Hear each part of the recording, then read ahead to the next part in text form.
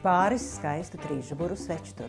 1870. gads Francija. Grāmatas tika izdotas pirmās Latvijas brīvvalsts laikā no 1929. līdz 31. gadam.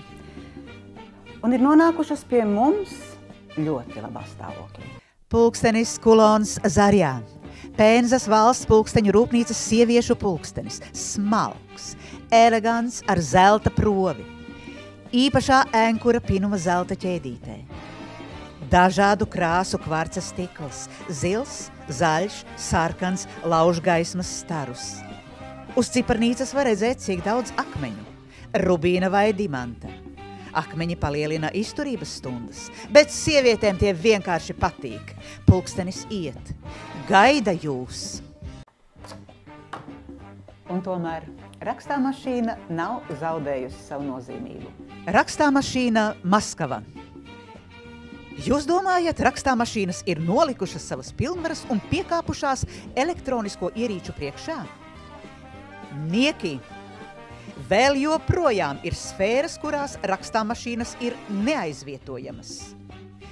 To noslēpums ir spēja sagatavot slepenu dokumentu bez digitālās teksta kopijas esamības.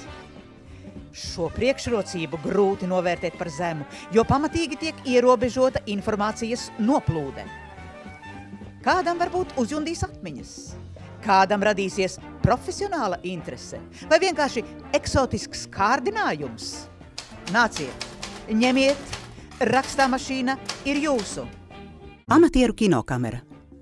Tas bija pārsteidzoši un negaidīti. Milzīgajā teritorijā, bijušajā PSRS, sākās pēkšņa masveidīga visaptveroša aizraušanās ar kino ražošanu. Iemesls? Te tas ir. Amatieru kinokamera. Vienkārša kā pati patiesība.